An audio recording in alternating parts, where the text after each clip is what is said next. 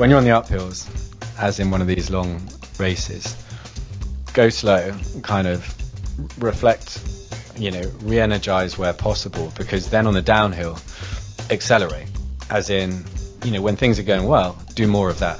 This podcast is brought to you by Pragmatic Solutions, the leading iGaming PAM platform with a modular approach, including many benefits like a fast, secure, and scalable API-based platform, integrated with all major third-party products and services. Make sure you head over to Pragmatic Solutions and join our smart thinking. This podcast is brought to you by Pragmatic Play, a leading game developer providing player favorites to the most successful brands across the industry. With an award-winning multi-product portfolio of slots, live casino, bingo, virtual sports, and more, Pragmatic Play is powering up new possibilities of play through one single API. Visit pragmaticplay.com and discover your favorite every time. So James, let's jump into it. I mean, first and foremost, knock knock. Who's there? Back. Back who? Welcome back to the podcast, James. Amazing. Yeah. Glad to be back. Thank you. Yeah. We gotta go full circle in the knock knock jokes. This is our tradition, my friend. I forgot it. It is something. It's been too long. Yes, exactly. And when we did our first podcast, James, we've been kind of on a similar journey, you and me. We started our little ventures together in a fairly similar time frame, and obviously we've seen the companies grow from there. And you had some pretty fantastic news recently with the deal together with Light & Wonder, taking a stake in your company and really kind of hyper-charging flows. But before we go into that, it'd be really interesting to kind of hear, like from your words, just the story from when you founded the company, when you started the company together with Robin and Happy Hour till today. Like, how has this journey been for you so far? Bloody hard work. Right? Put it. As you know, I think as anyone knows that's kind of been a part of or started a company, it's a hard road to take. I've become a coffee drinker since I started. Have you? Actually, yeah. I'm probably never addict. used to drink coffee. I think before. You've become a coffee addict, not just a drinker. Support you on the late nights and early starts. That's it. But all that said, it's been an amazing journey as well. You meet so many kind of hardworking people, and we have a ton of them with us at Flows that's sort of taken us to where we are today. And from day one as well, having the support, you touched on it with Happy Hour and with Robin, that's been vitally important. I think it sits differently to, I believe, a lot of some more traditional VCs or investors that perhaps haven't themselves been on the journey or don't have as clear an understanding of product and B2B. And for me and us as Flows, having Robin as that sort of first investor in Happy Hours as our kind of seed investor from day one, we've had a lot of support sort of beyond the financial part of that. And he can advise and offer a lot of sympathy, having done it himself, or now numerous times. So that was really kind of key for us at the start. And then putting together a select few of really, really good kind of phase one Flows people. There weren't many of us, there still aren't many of us, but the few that were kind of that are a part of it have worked so hard to kind of drive a vision that we knew would add so much value to this space, hopefully to other industries in time.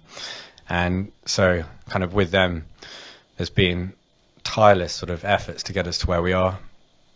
It's mad. There's so many parts to the journey. There's so many highs, but then they're always coupled with some kind of low. Yeah. Like, I'm sure you've seen it as well, I feel it's not like a frustration, but it's a reality that you have a big win, but you know that there's something coming over that kind of hill on the other side.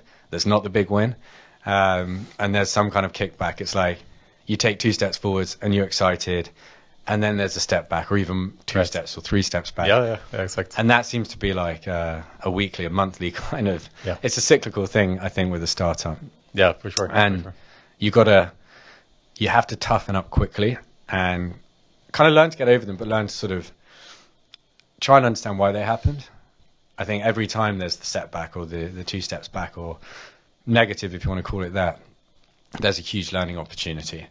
And again, I think we, as Flows, as a small team, over the last couple of years, have been really good at learning and adapting, kind of on every setback or however you want to kind of position that, as well as to maximize on the steps forward. Yeah, exactly. You know, like understand why something's going really well, and do more of it. Yeah. You know, it's a simple. Can you introduce for the few people that maybe don't know Flows and what you do? What is the company producing exactly? Flows is producing, or has produced, an awesome bit of software that allows people to build and innovate without needing to code. So the whole idea, kind of way back when, was that we wanted to bring something agnostic to the market, whether it's for operators, platforms, you know, suppliers, affiliates, that would take away, I guess, kind of the onus and the pain point on their in-house tech team and developers to always be the ones that have to build and deliver. So we know, like, roadmaps take a long time. You want to do something new, digitally speaking, whether it's a new product you want to release or you want to adapt, if it's a PAM, your PAM, change to regulatory requirements, whatever it might be. That is a hard lift. You know, it takes people with coding skills, your developers, a reasonable amount of time to sort of work through that. And we wanted to find a better solution or create something that would be a better solution for people to, in its first instance as Flows, to alleviate that. So we built Flows to kind of ingest data and put it in a format that allows most people to be able to build products without needing to be a developer. You know, it's like you being able to build a car without being an engineer, because you have a basic set of instructions, like a really easy kind of Lego box of things to use in a really nice interface. And that's what we wanted to do, and found a way to do it, I think, in a sense that's not been done before. Right. And not to this level. Like, there's out there in the market, and we kind of sit across things like automation platforms, no code, innovation, rules engines. Maybe ChatGPT is part of this, right? ChatGPT is that a competitor to you? No, it's a complement, in a sense that the day dot of ChatGPT launch, or kind of not just called ChatGPT, like language models, right? AI language models. Mm-hmm. Sort of the ability to ingest a huge ton of data and then sort of make sense and act on that has been a really complementary, I guess, innovation out there for Flows.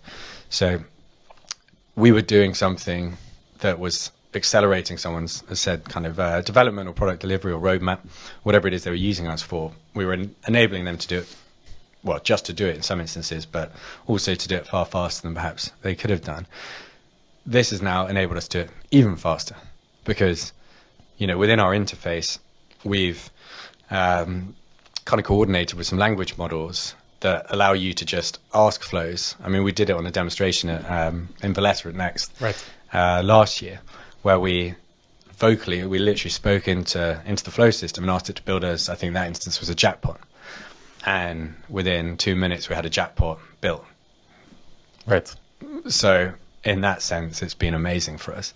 And we continue to kind of work with it, sort of alongside or within our technology. Yeah, interesting. So to take a step back, James, we talked about the many ups and downs that comes with the gig of starting a company and building something great. A couple of years ago, you went through a funding round, and as most of us know, that have gone through this kind of round, they can be really gritty, and it takes a lot of energy from you, energy that you want to spend in building your company that has to go into instead kind of like chasing money and getting funding into the company. And you were really close to secure that funding with a really high profile fund. But then overnight, that fund closed just before the contract was going to be signed. Can you talk a little bit, like, that must have been one of the deep lows for you, I would imagine. So like what type of stress does that cause when you've done all that work, all that due diligence, you've spoken to all those investors, you feel like you have finally got to a point where you secure the funding, and then overnight, boom, the rug is pulled away from underneath of you, and you had to start over again. How was that? I mean, okay, it was tough, to put it in the most simple terms. I think having had time to sort of digest, it was a great opportunity to learn. As a first-time founder, it was an experience I hadn't been through to such a rigorous level in terms of going out and looking for funding or for kind of additional investors to join Happy Hour on this journey with us. And, regardless of the outcome of that initial piece, I learned a huge amount, which is, I think, then, like, it kind of paid dividends later down the line with, the news we announced recently. And I don't believe that, having had the experience I'd had before, perhaps this one would have been as smooth as it was. So I've kind of just taken the learning part from it and moved forward with that. It's worth saying as well that we, again, and to any founder, do your due diligence on who your sort of supporting kind of seed funding is, etc., because they're the ones that support you in the down times, obviously, as well as being there when things are going really well. And there was never sort of that concern that, without it, we would be in a bad place, because Happy Hour from day dot said, look, we really believe in this. We see the proposition for gaming, for out of gaming as well. Like, we are fully behind you and committed to supporting you in kind of the journey that we know will be a success. And having that, just helped us kind of get over and move forward. We're also, and it's even with, the round now, we were, we had got revenues reasonably quickly. We gained clients quite early, even launching the first sort of edition of Flows, which is kind of a long way since then. But it meant that we were never really in a position where, money's going to run out. What we were going, or kind of I was pushing on the raise for, and the most recent one is because we just wanted to accelerate. Like, we've seen such amazing traction from clients. We have a huge kind of roster of leads that are kind of converting and coming in. And we also see a ton of opportunity to build out certain products to complement the Flows engine. And all of that actually requires a kind of big step up in the sort of Flows team. And that's kind of the big driver for the investment. So that's my long answer to what could have been a short one. But. Fair enough. And obviously, this kind of long road led to this big announcement that came during ICE a couple of weeks ago, where you announced this major partnership with Light & Wonder, one of the biggest gambling companies in the world, taking a stake in the company and looking to kind of hyper accelerate the company growth now. Can you talk about how that all came together? How did you first start communicating with Light & Wonder? Where did they see opportunity? And what will this mean for the company going forward?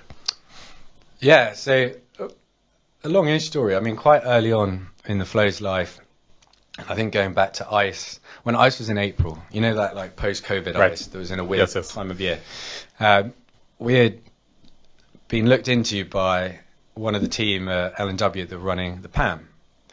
And they were really interested in Flows then, could see the potential, could see actually, this could help us kind of move forward with some of the work we want to do on the PAM, some of the work perhaps some of the clients are looking at. So we really kind of had a relationship quite early on. And, we were sort of, I guess, for lack of better words, flirting for a while there. Over the next sort of 6 months, they were doing some changes. Kind of, we were continually updating it and working on our side. And then, one point early last year, I think getting my dates right, one of the team was like, "Hey, look, we want to start developing some new features on the game side. So put kind of Panda aside, but on the content piece. Would you kind of come in and talk through perhaps what you could do there? And that's when we came in and said, look, we've actually started building out some flows that support kind of content bits. There's some gamification flows people were building or using our tool to kind of build and enhance, like chatbots, missions, hot seats, these sort of things. And that's where it was like, okay, this we could really, we can really see some benefit and value in, save us trying to build something out. What you've got's like very cool. And we built from there. And like I can only speak really for the LNW digital team that we sort of work with, but they're so forward thinking, and the team obviously led by Dylan, Daniel and others there really want to embrace kind of these modern technologies. And like we are a very kind of modern technology, and they're sort of very open and kind of actually willing to work with external as well as sort of the in-house tech to take them, kind of drive them forwards and support kind of their roadmap of innovation as well. And that's where we kind of really started getting into it and going, look, this could be a really nice sort of relationship here, and then other conversations happen where it's sort of, how are you guys doing? Like, we got on very well. We can maybe help you kind of accelerate in a sense of the stuff that you want to do. And then started looking at opportunity down the investment piece. And yeah, the rest is history, as they say. But like, look, it was, it was a really nice matchup. I think put the investment aside, the money aside. It's actually the people that kind of we were meeting, kind of as I name checked earlier. But when you sit with Dylan, when you sit with Daniel and others, some of their tech leads as well. Like, these are people that get it. And then you go, okay, if I can have investors, as we've become kind of accustomed to with Happy Hour and Robin and his team, like if new investors also come in but also get the tech, get like this product and really appreciate and understand it's like value add and where it could go, not just where it kind of is today, then that would be hugely beneficial to us.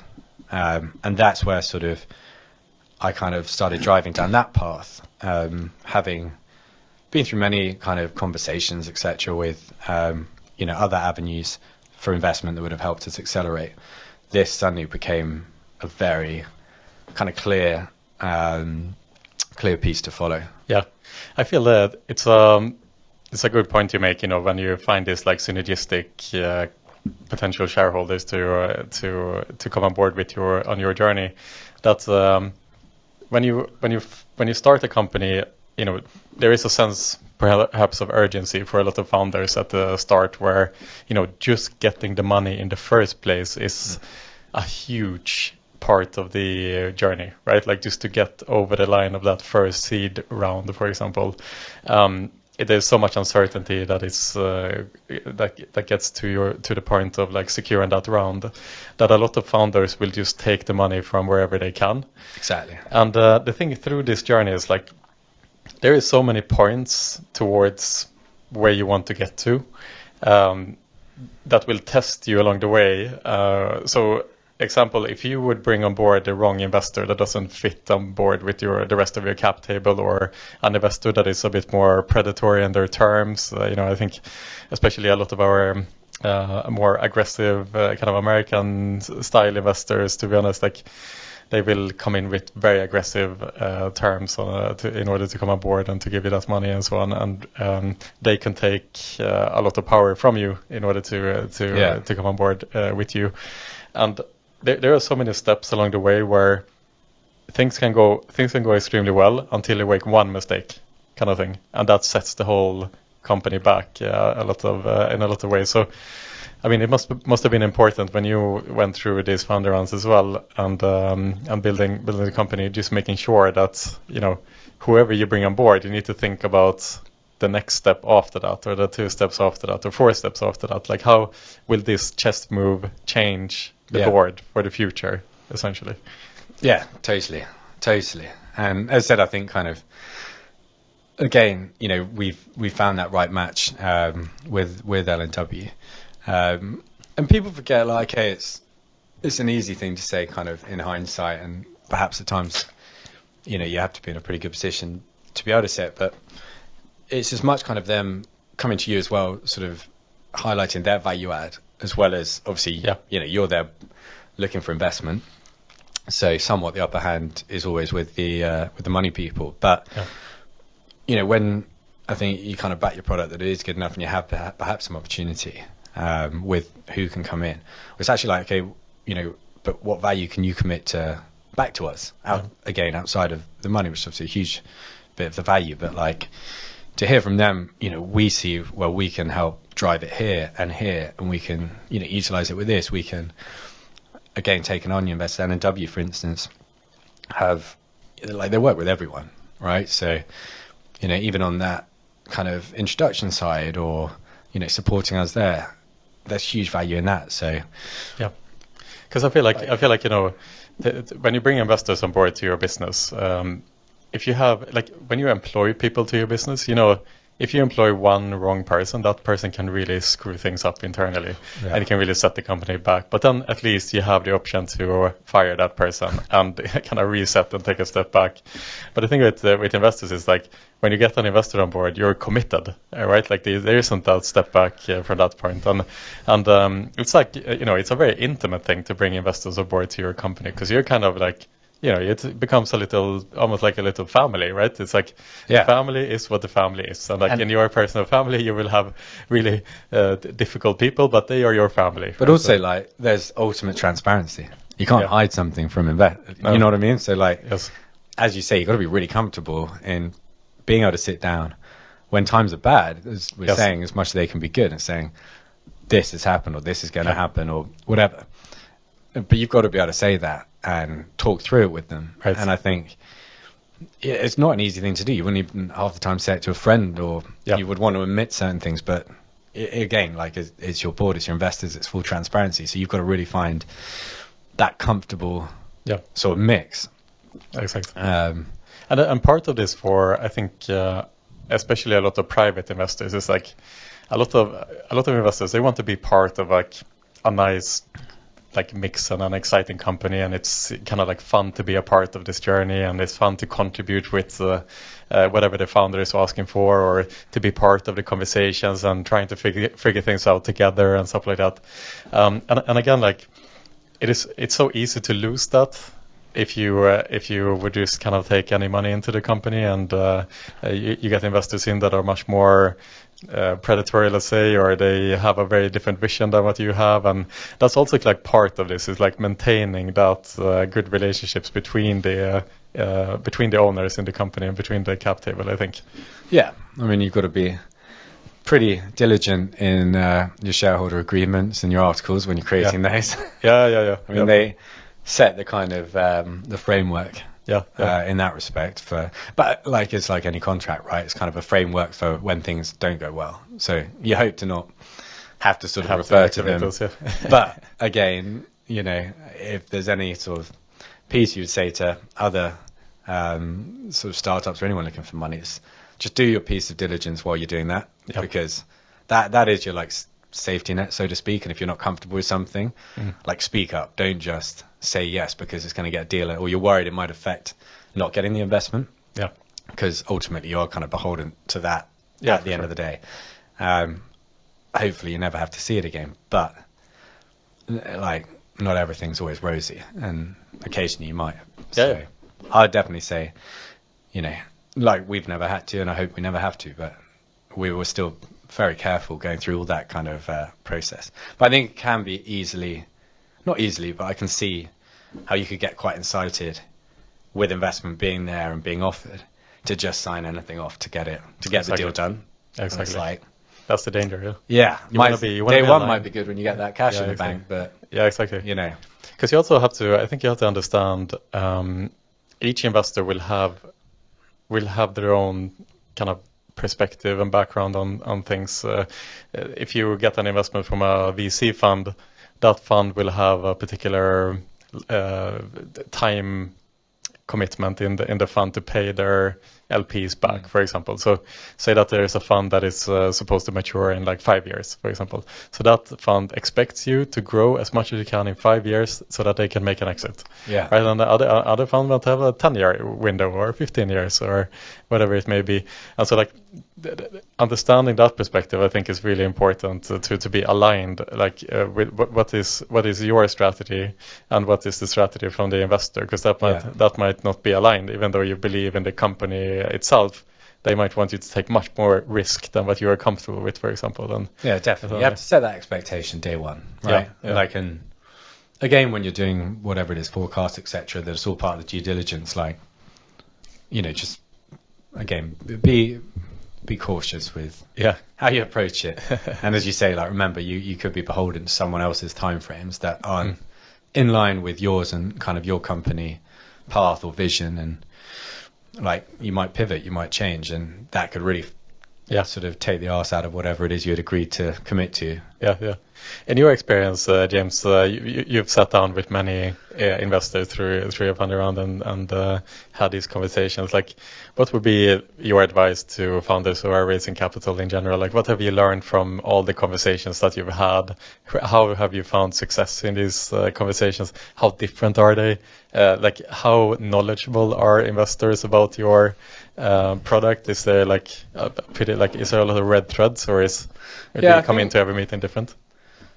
A bit. I think if you can do some like background or due diligence on the firm, on the people you're meeting, to understand like kind of what their, I guess, perspective or their sort of knowledge base is, in a sense that you might meet someone, and we had with a couple in the past that were super product knowledgeable.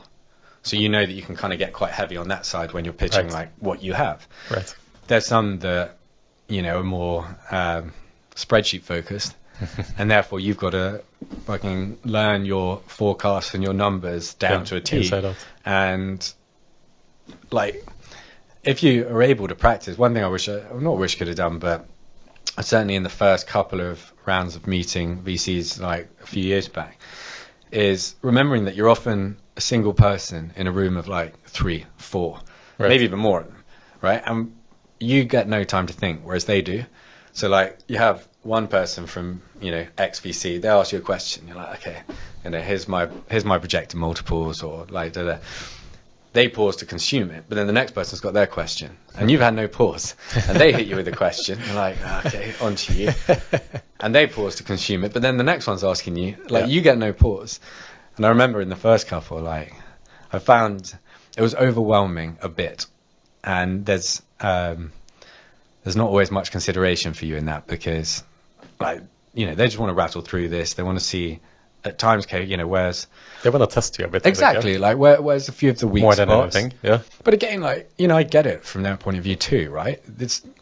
They're looking to put money into something. Yeah. Like, they need to know everything about you, because they are being entrusted by others to sort of manage money. Yeah. So they can't just be like, hey, you seem a really nice person, here's some money.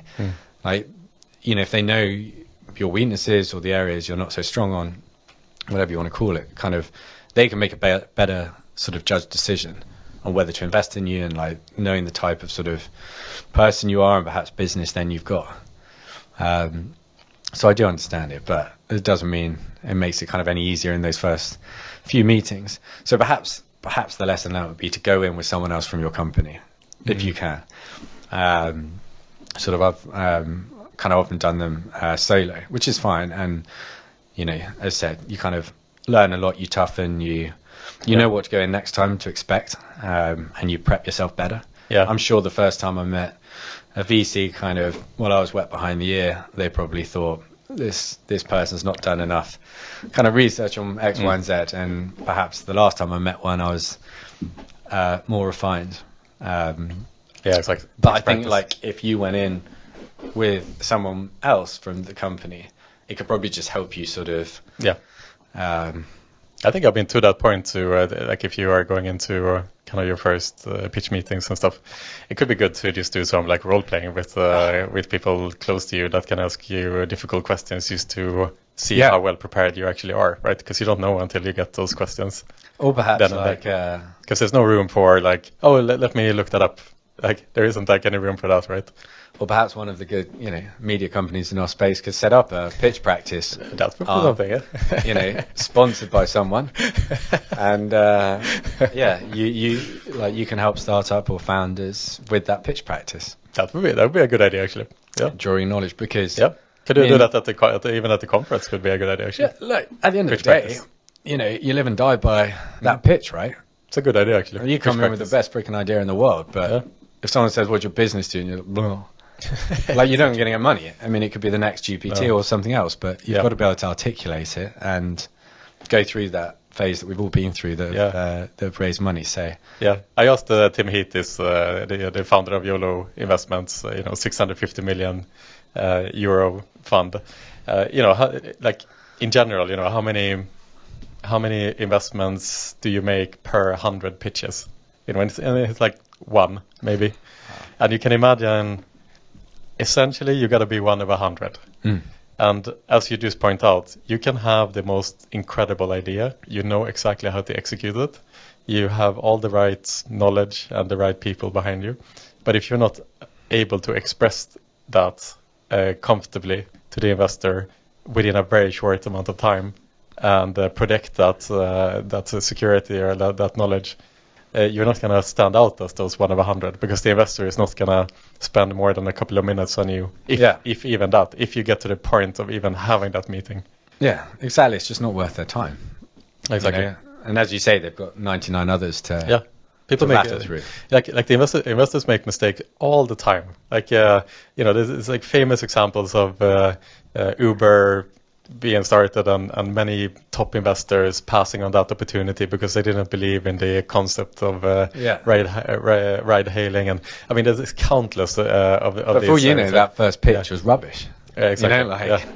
So they didn't pitch it in the right way. I mean, look, they've gone on and done okay since. But it's a great point that it's almost less, an investor's failing to have not invested as much as kind of the company, the founders themselves probably didn't put it.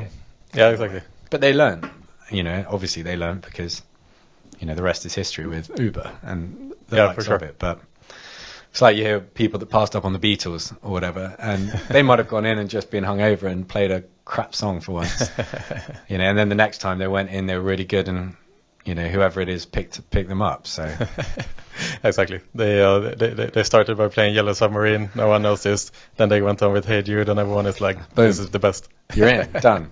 Bingo bango. So James, as you are now kind of settled into this somewhat new strategy now that comes with working with someone like Light & Wonder, who is kind of coming on board on this journey with you and turbocharging the organization. What do you see as kind of the long-term goal with the business moving forward? Now, where do you go from here? Do you think I mean, as I said, we went through this round to accelerate. So it's not so much, I guess, a strategy change, more that we've got a ton of fuel to really sort of drive what we wanted to do, and kind of which is work with as many people as we can in this space and then into other markets as well. In its initial sort of piece following the investment, we're staffing up a little bit. How many people are you? Oh.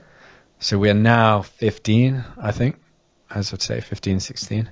Yeah. I mean, we've run a pretty lean ship up to now. Again, perhaps another sort of learning or piece that other founders, we've never wanted to extend ourselves too much, because I think, and I hear stories of those that get to big numbers of employees quite quickly, without necessarily having the revenue or clients or whatever to sort of reflect that. And I've never wanted to be in that position that we're so overextended that without, big funding rounds, we're potentially in trouble. So, as said kind of at the start, we've had a few, but really good people executing exceptionally well from day one. And now we're able to bring in a few more. But again, we've been very selective in the latest sort of hiring phase where we've brought some more in, making sure we're just getting some like really top talent that understand kind of the product, the vision, and can help drive that. But we will kind of continue to sort of be very sensible, I think, in this phase. You're not going to see, Flows next month announce our 50th employee and like 5 new offices or something ridiculous like that. We really sort of put the finances where we can see the kind of value back. So that's kind of this initial piece. But as said, like the bases are loaded in terms of opportunities. Like, so we have a great pipeline of clients coming in. I think this year we've already signed up 3, with more announcements, hopefully in the next couple of weeks. There's some specific products. So, the base of Flows is the Flows engine, the piece that we kind of give to enable everyone to innovate and build with, the sort of no-code automation part.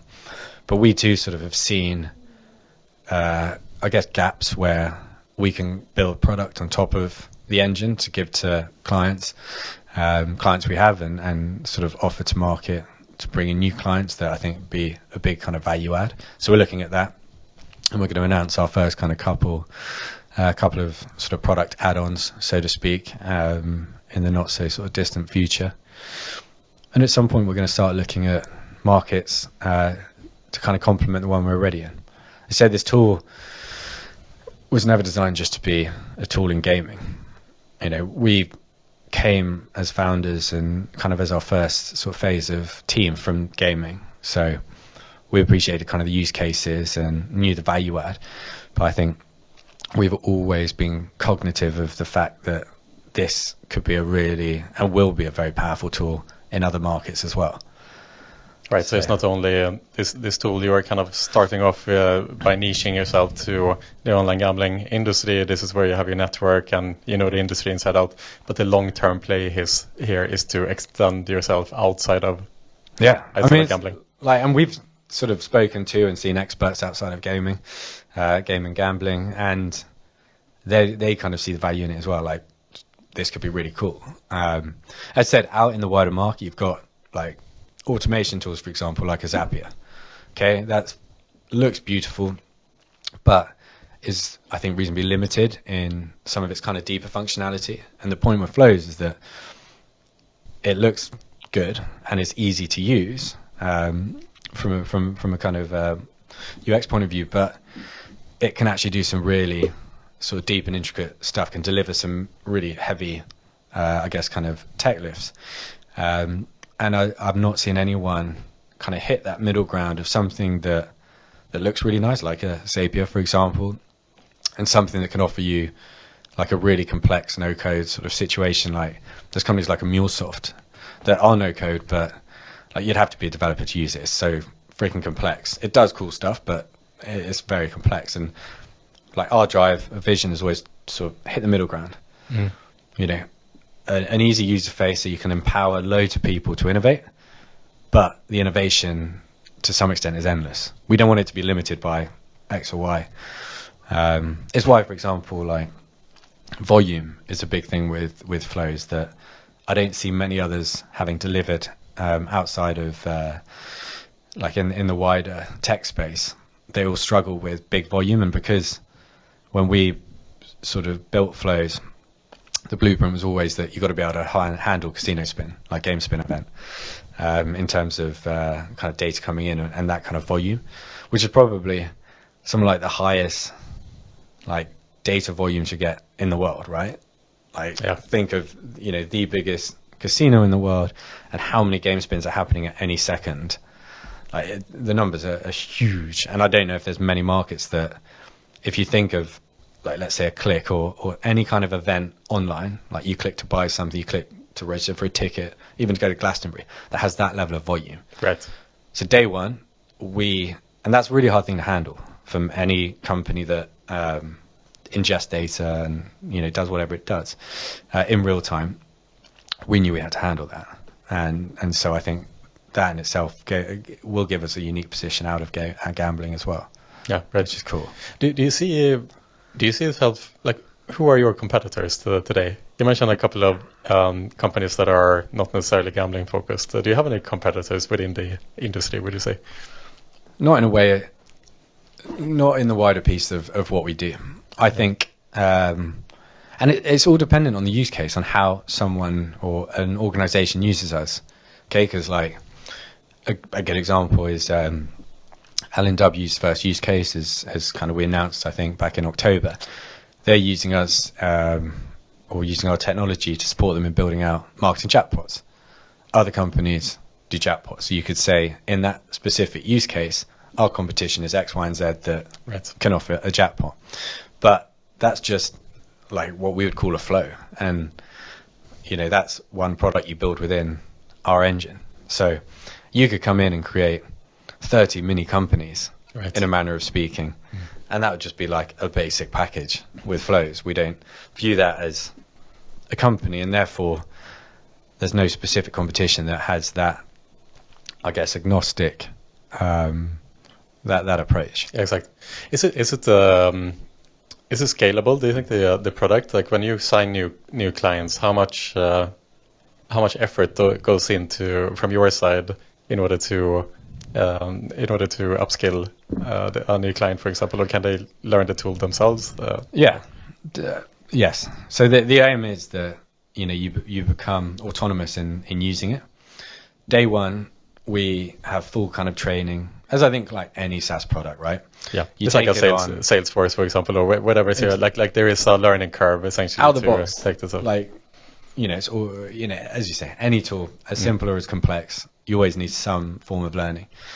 And we have that. We have a full sort of learning suite, and we have an amazing team of success managers that sort of sit side by side with whoever's just taken the product, help them build out those first use cases. We also have what we call templates, which are sort of pre-built flows. Now, they're not enabled unless you want them to be, but it's more a playground that you can kind of go in and find 50 plus templates, mini products that you can go, oh, that's really cool. Like, how does it work? I can play with it a bit. Maybe you just think there's great value from day one. I'm going to enable it. Like, let's go run. And over time, we find that teams just start using it themselves and are less reliant on us. But I think what's key is that we are always there as well. Like, you try and build out this product and you're stuck somewhere, you can just ping one of the team and it's like, hey, can you help me a bit? And they can jump in and sort that for you. Yeah. So, is that an element, like to say, in the future when you start scaling the business and you want to move outside of gaming, for example, at some point you may be, if you are successful, you may be facing the fact of rather than onboarding 3 customers, you maybe are looking to onboard 1,000 customers, let's say. Does that only work with scaling your in-house staff, or is there an element there of like trying to automate that process to some extent? Oh yeah, definitely. In the long run, Yeah, always. Like the long term has always been for it to be within reason, completely autonomous. Create a flow. Create a flow to automate. Yeah, but again, the onboarding process. This is where we've got the language models. Use your own tool, James, to create a flow to automate the process. So this is where we've got the language models, is that someone can take it and just ask it to build it, and then it's built. We've always had a vision one day to offer a freemium model as well, like for an everyday use, right? So you go on, connect a couple of your tools that are on your iPhone or something, say like Slack or Messenger, and a weather tool, and you can just say like, hey Flo, I've got a meeting tomorrow at 10. Like, can you just let me know if it's raining and remind me to bring an umbrella? And it sort of builds this like this flow for you. And one day in that sense, then yeah, like people would just be running off building their own things. Right. I think one day it'd be quite cool to have like this gig economy built as well, that I as a product person, even a university student, goes into the marketplace, creates a really cool, complex flow, and puts it in that people can then kind of take and use. Like a bit of a Spotify model that singers can, monetize by the amount of downloads they get or views. We could have a similar one at some point with flows. I create something that's like hyper value for Meditech because like it triggers off this, it does that. And the more that are downloading or using my kind of creation, sort of the more value I get back from it. Right.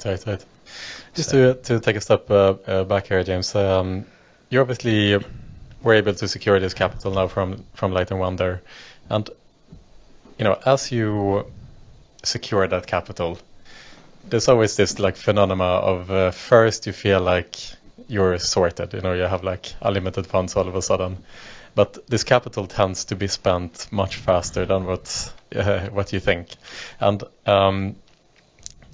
I saw a survey the other day by Jesse Learmouth of betting startups, and one of the questions there to the startup founders was, how have you funded your company? And option A is by raising capital, and option 2 is by bootstrapping. And I thought it was a bit funny that those were the two options, because to me it was like, well, if you raise capital, you probably still want to be bootstrapped. Yeah. Right, and Exactly. and like I get the feeling sometimes a lot of founders, they will raise that capital and they'll spend it on kind of unnecessary things and so on. Like how do you? Yeah, how well, do I mean, you look, we pursue touched on this it capital? earlier, right? Is that, okay, firstly, we're at a position that we were there or thereabouts on break even, or at least had a path very soon to be break even, with clients coming in and the revenues we were already doing, and having a very controlled sort of outgoing in terms of spend. So this was to come in and support us accelerating, which means we've been very clear as to where kind of we wanted to spend and what we then didn't want to use of it to sort of ensure that sort of longevity. So, and I said at the start, like, you see people race and they go and hire like crazy numbers of people.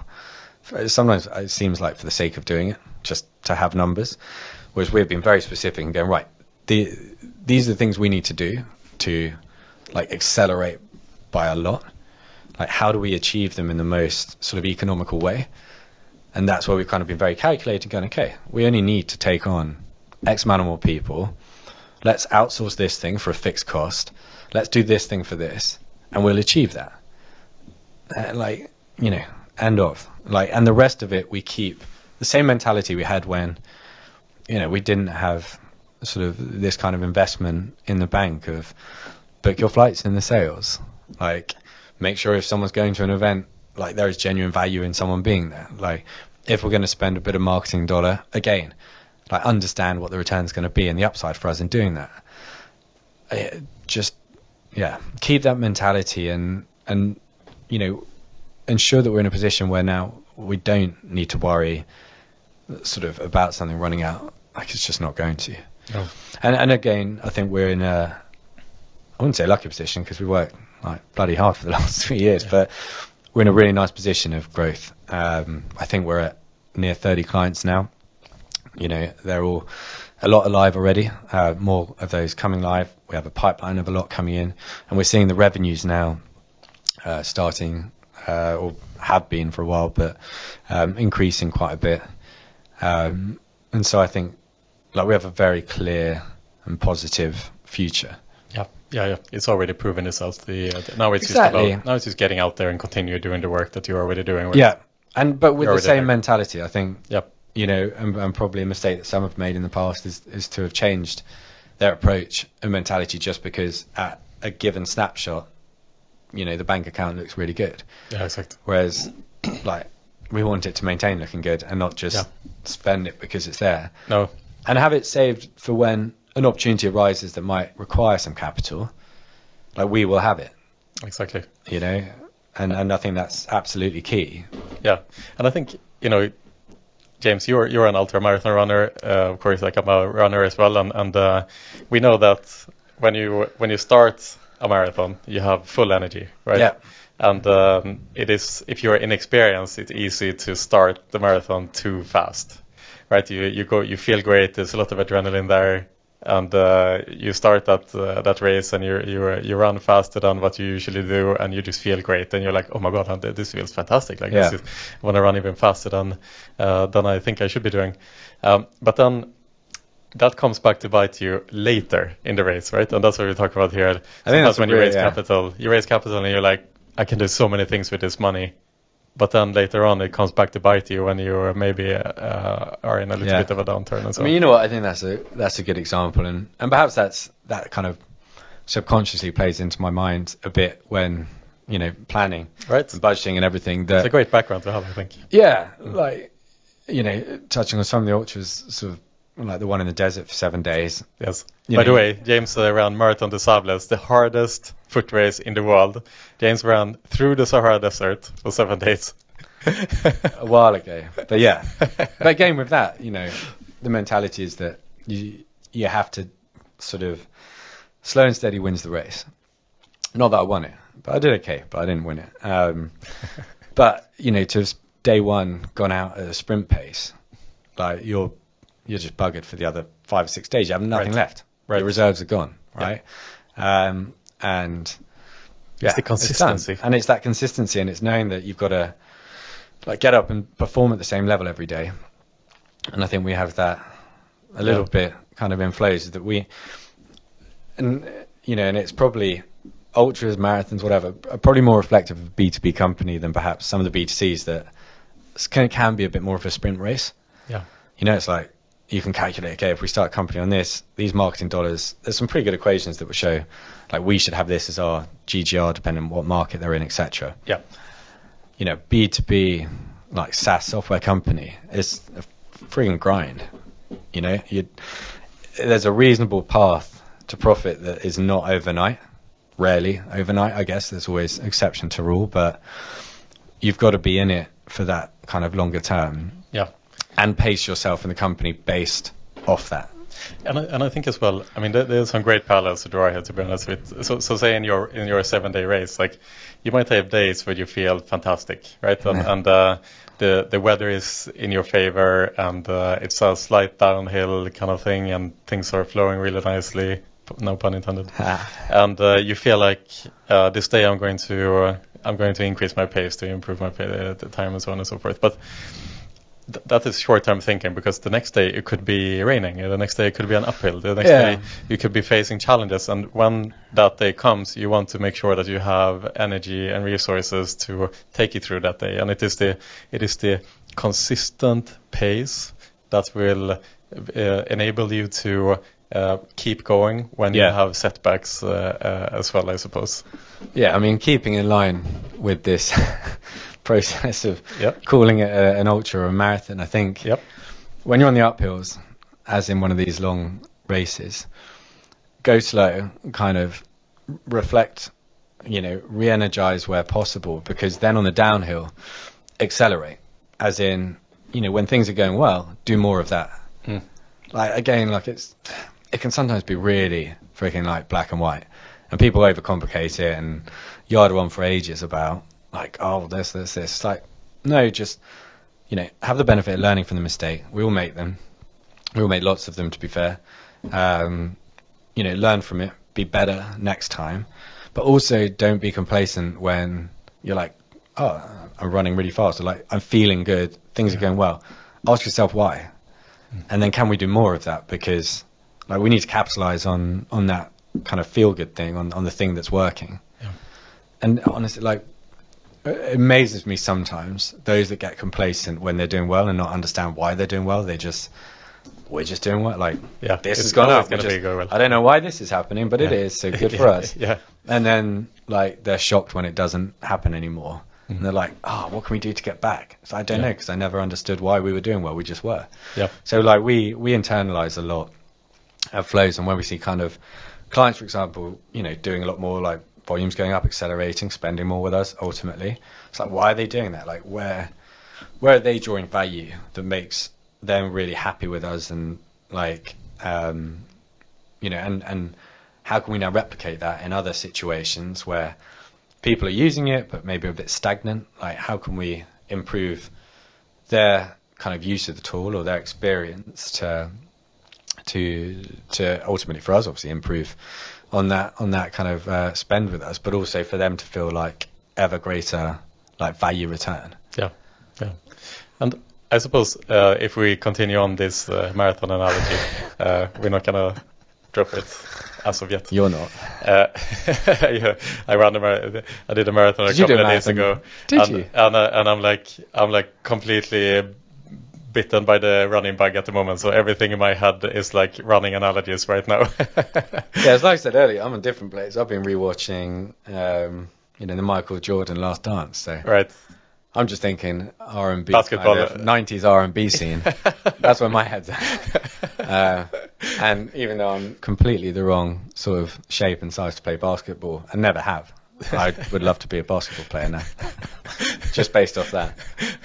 So gotta eat some like growth pills first, I think, James. So, Yeah, I think this is one of those ones where I just have to accept I'm not going to be a basketball player and not compete at kind of Madison Square Garden.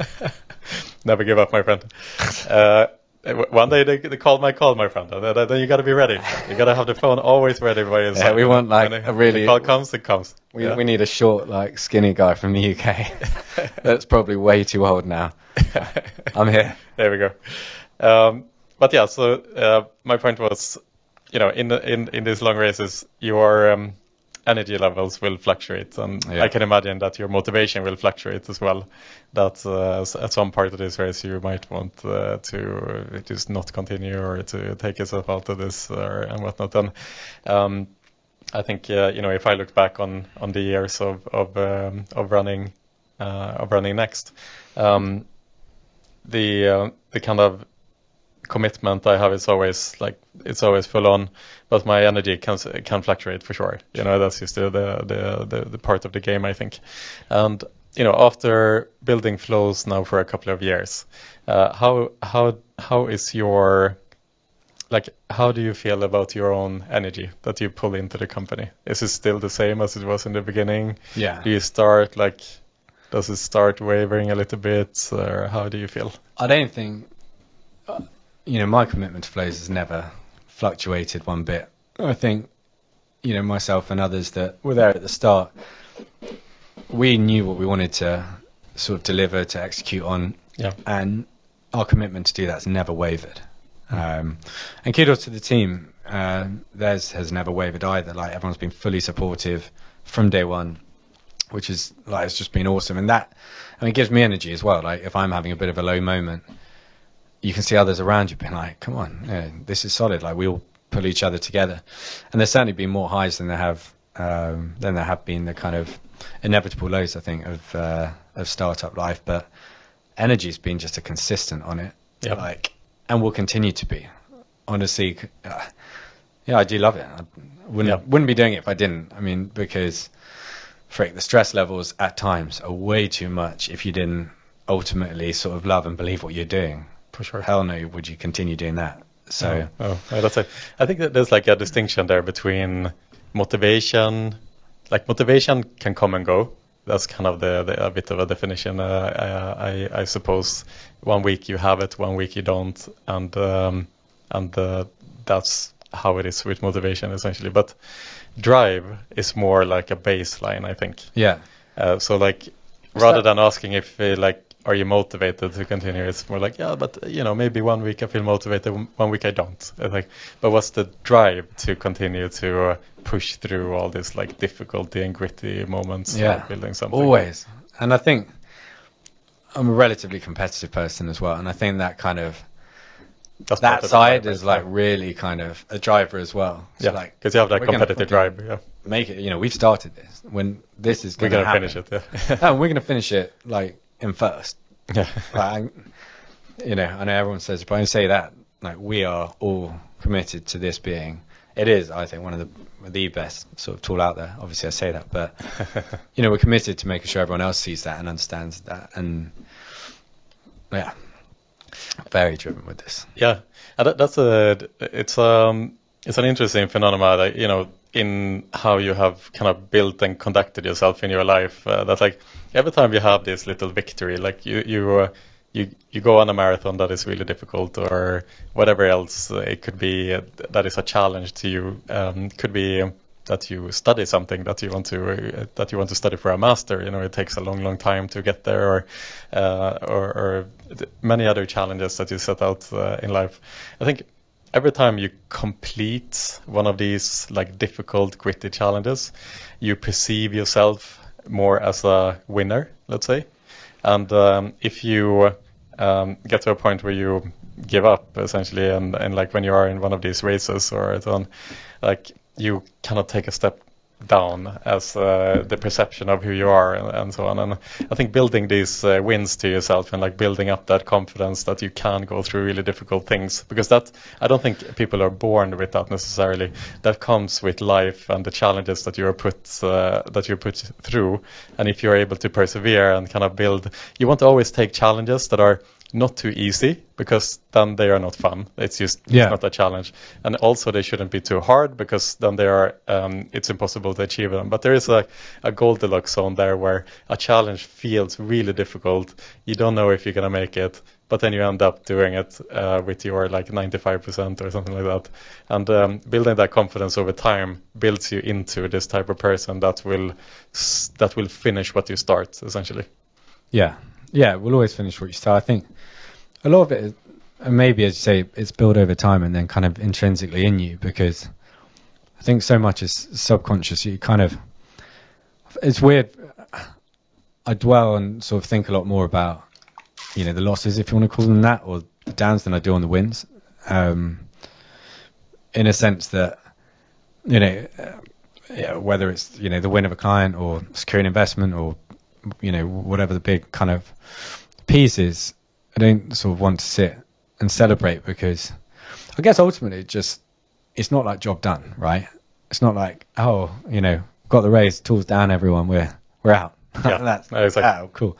If anything, it's like, right, you know, we've just gone from kind of this league into this league now, and we now need to perform. And honestly, like off the back, you know, day 2 post raise is like, we need to be in training game, because we're now needing to compete at a far higher level. Like there's new expectation and kind of, we just got to push bloody hard. Like, it's just never job done. And I don't, which is why I don't like to dwell, you know, too much on, like, there's an element, obviously you have to celebrate the wins. But for me, it's kind of, at least in our stage as a company, the wins are just getting us to the next like level, as I said, to the next league. If you take it like, you know, football, soccer for the US audience, but you know, you're like in championship, and then your wins just getting into the Premier League. But ultimately, until you're winning the Premier League, like you're not won. You know, you're better than you were before, but you're not the best. So I still we still have a long way to go. We've come a long way and we're doing really well. But you know, there's no taking your foot off. We've got to push more now. Yeah. And if we, to start to kind of like going full circle here and so on, where do you see the company in 3 years' time from now? It's always a hard question to answer. At its base, doing what we do now, just on a far bigger scale. In terms of client numbers, for one, will be massively sort of accentuated from where we are today. I think, and even with the clients we have today, we'll be doing a lot more with us. The sort of tool itself will continue to develop. I'm excited to see more the routes we go down, further utilizing the sort of language models. I think we're going to have a really big product suite as well. So I said sort of earlier, these smaller add-on products we're going to start sort of building out for clients that they can take to complement what they already have with the engine if they want them. You know, you have these nice kind of off-the-shelf add-ons. I see us in 1, maybe 2 other markets. But again, this is so hypothetical in terms of what I believe could be us in 3 years at this very point sat here. But who knows the reality of that? I'm excited at the minute to sort of act on our plans over the next, 6 months to 9 months. And there's just so many exciting things that will happen for us over this year. And a lot we're gonna deliver on, which I think is ultimately sort of the big focus point for us at this time.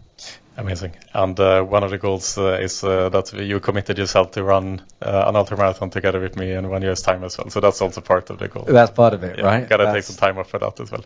Gran Canaria, February 2025. You and me, James. Okay, we're in. 120k.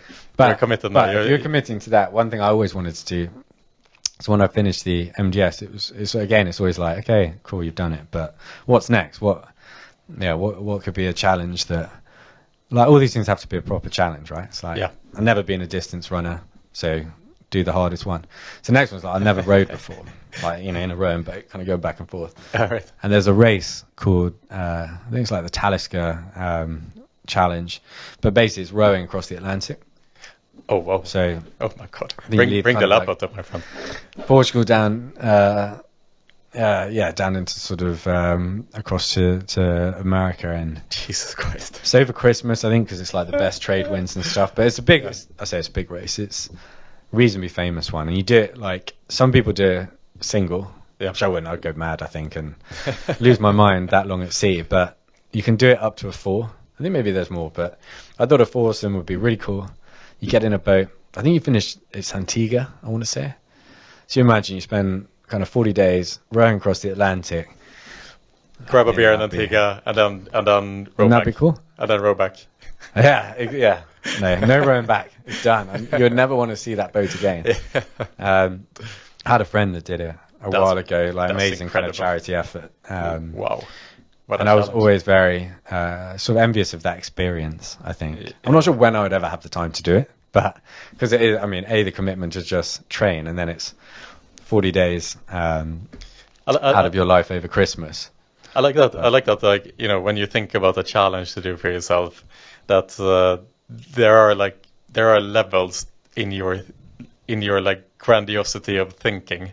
That some person might say, I want to do a half marathon or something like this, and that's like the big challenge. And then other people are like, I want to row across the Atlantic. I think one reason, because a lot of this stuff you need some help. Like you need maybe you'll be raising money for charity or something like that, okay? And no one's going to do it if they know you can. Like you ran your marathon the other day. I had no doubt you could run a marathon. So if you were like, hey, support, okay, if it's a good charity, probably throw a couple of quid. But it's not like I'm doing this because maybe he can't. Like, I think if you kind of turn around and said, I'm running 10 times around Malta, it's like, shit, like, can someone do that? That sounds really hard. Like, I want to support you on this because I know the effort that goes into it.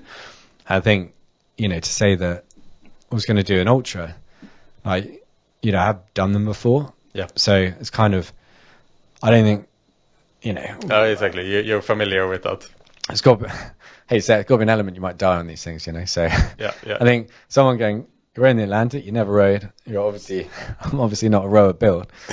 So I think like that is a challenge that, you'd have the support as well to kind of, to help push on and help drive you. Yeah. Like if you can do something, you're not really driven to like, to do it, or will I go to a training session if I know I can still do it? I know you're gonna do it. Yeah. I mean, I hate the open sea like that. I'd be absolutely crapping it. I'd be in every training session and some. Yeah, exactly. To ensure that anything I can control, I could, and I'd do okay. Yeah. It's because of the fear that drives you to get to that point. More than anything. Yeah. And it's the same with desert, right? Like running that, it's kind of obviously having never run over a desert. Again, fear driving the training a lot in that one, and making sure, knew how to take my salt tablets and all of that to stop dehydration and heart attacks and whatever else. Right. When do you think the rowing is going to happen? I don't know. I mentioned it a long time ago to my wife Emma, and what was her reaction to that? She didn't see it in the same way I did,